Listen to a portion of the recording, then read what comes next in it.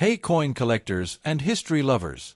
Welcome back to the Old Charles. Today, we're diving into the story and value of a classic American coin, the 1974 United States half dollar, also known as the 1974 Kennedy half dollar. This coin may seem common, but it has an interesting background and could be worth more than you think in the right condition. So let's find out if that old coin in your drawer is a hidden treasure. The Kennedy half dollar was first issued in 1964, just a few months after President John F. Kennedy was tragically assassinated in 1963. The U.S. Mint wanted to honor his legacy, and the public supported the idea of putting his image on the 50-cent coin. The design replaced the Franklin half dollar. In 1974, the Kennedy half dollar was already 10 years into circulation. These coins were no longer made with silver for everyday use. In fact, starting in 1971, the U.S. Mint switched to a copper-nickel clad composition, meaning the 1974 version contains no silver, unless it's a special proof version, which we'll talk about later. Let's take a closer look at the features of the 1974 Kennedy half-dollar obverse. Front, you'll see a portrait of President John F. Kennedy facing left, designed by Gilroy Roberts. The word Liberty is written around the top, In God We Trust below the chin, and the date star 1974 star at the bottom. Reverse, back ***, designed by Frank Gasparo, it features the presidential seal, a heraldic eagle with a shield, holding arrows and an olive branch. Around the edge, it reads United States of America and half dollar, diameter ***, 30.6 millimeters, weight ***, 11.34 grams, metal composition ***, outer layers of 75% copper and 25% nickel bonded to a pure copper core. In 1974, these coins were minted at 3 locations: 1. Philadelphia Mint, no mint mark. 2. Denver Mint, marked with a D. 3. San Francisco Mint, marked with an S. Only for proof coins you can find the mint mark just below Kennedy's neck on the obverse. Now, let's talk about the value of the 1974 half dollar.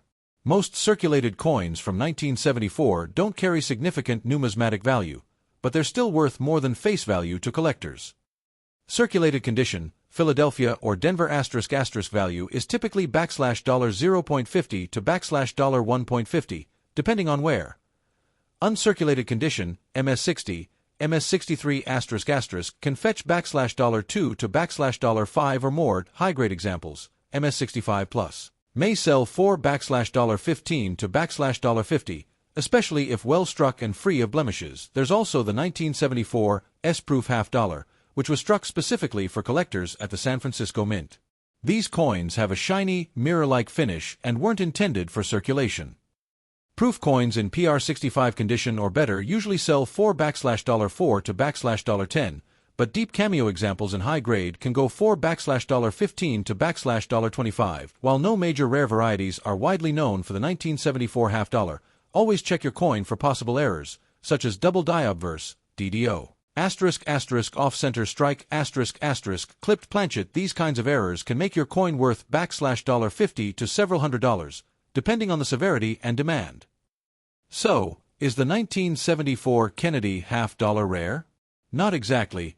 Over 350 million were minted that year. But in uncirculated or proof condition, and especially with errors, your coin could be a small jackpot. Plus, it holds a special place in U.S. history as part of the Kennedy legacy.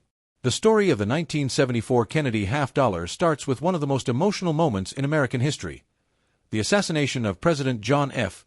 Kennedy on November 22, 1963. Just days after his death, officials and the public rallied to create a lasting tribute, and by early 1964, the United States Mint began producing a new 50-cent coin featuring JFK's portrait. Designed by Gilroy Roberts, obverse, and Frank Gasparo, reverse, the coin was based on an earlier medal created for President Kennedy. The design was approved quickly, and the first Kennedy half dollars were struck in 90% silver in 1964. However, due to rising silver prices and widespread hoarding by the public, the U.S. Mint changed the coin's composition. From 1965 to 1970, it was made with 40% silver. But starting in 1971, the Kennedy half dollar was changed again, this time to a copper-nickel clad composition with no silver content at all. This design and composition continued into the 1974 issue. By 1974, the Kennedy half dollar had already been in circulation for 10 years. Yet, it wasn't widely used in daily commerce. Many people saved the coins due to the emotional value connected to Kennedy or simply collected them as keepsakes. In fact, most half-dollars from this era circulated very little, especially outside banks and casinos. In 1974 alone, the mint produced over 350 million Kennedy half-dollars, with most coming from the Denver and Philadelphia mints. A smaller number of proof coins were made at the San Francisco Mint for collectors. This makes the 1974 issue one of the more common dates in the Kennedy half-dollar series. The obverse of the 1974 Kennedy half-dollar shows a left-facing portrait of John F. Kennedy. It's a powerful image that continues to symbolize American hope, leadership, and loss. The reverse displays the presidential seal, with an eagle holding an olive branch and arrows, symbols of peace and strength.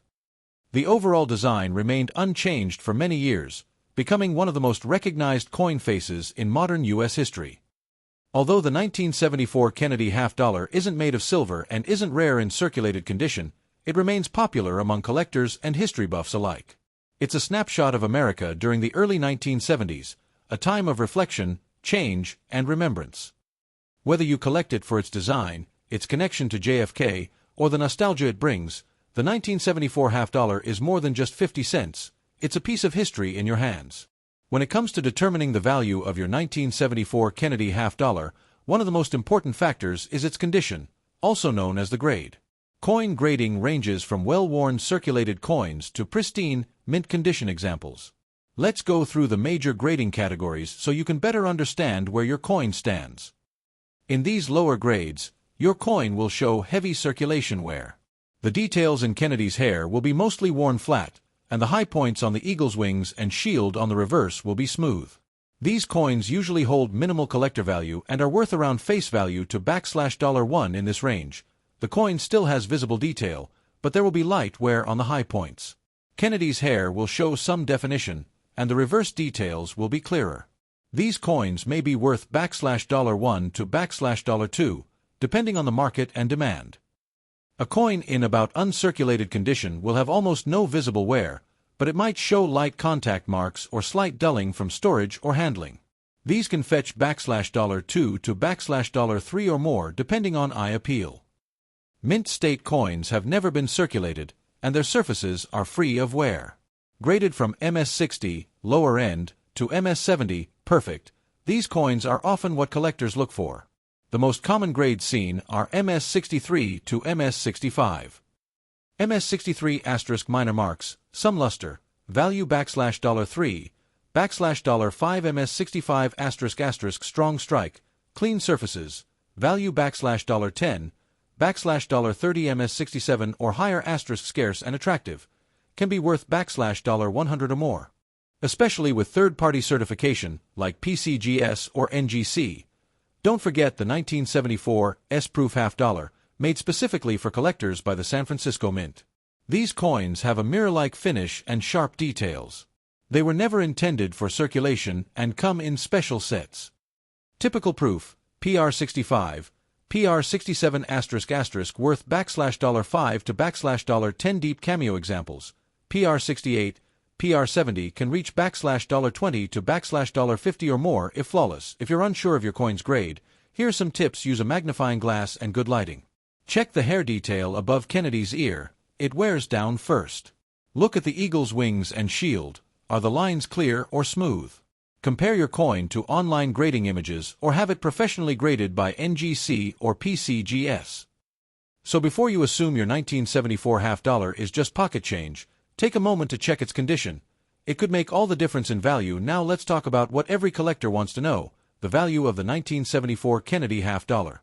While it's not a rare coin, its value depends on condition, mint mark, and whether it's a regular strike, proof, or error coin. Most 1974 Kennedy half-dollars you'll find in circulation are common. Here's what they're generally worth: 1974 D, Denver Mint, circulated, $0.50 to $1.00 lightly circulated, $1.50 to $2.00. These coins contain no silver, so their value mostly depends on condition and demand among collectors. Asterisk coins in mint state, MS, condition, meaning they've never been used in circulation, have more value. MS63 to MS64 $*$5 to $10 MS65 $10 to $25 MS66 and MS67 $30 to $150 plus, depending on grading service, like PCGS or NGC, higher grade. Coins are scarcer and more valuable, especially if they have strong luster and few contact marks. Now let's look at the 1974 S-proof Kennedy half-dollar, made at the San Francisco Mint. These coins were never meant for circulation and came in special collector sets. Typical proof, PR63, PR65 $4 to $7 deep cameo proofs, PR68, PR69 $10 to $25 perfect PR70 deep cameo, graded $50 to $100 or more proof coins have a reflective finish and frosted details. Look for sharp contrast between the background and the design.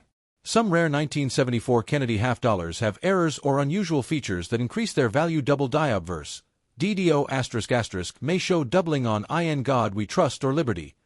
Can sell for $50 to $200 off center strike asterisk can be worth $30 to $150 plus. Depending on how far off center it is clipped. Planchet **$ $20 to $75 struck on the wrong planchet ** $100 plus. Very rare. These coins should be authenticated by a professional grader. 1974. Philadelphia ** 201,596,000 minted 1974 D. Denver ** 79,066,300 minted 1974 S. Proof only ** 2,612,568 minted. So while most 1974 half-dollars aren't rare, they're still collectible and can be worth a nice bonus in high grades or with errors. Be sure to check your coins carefully. You never know what gem might be hiding in your collection.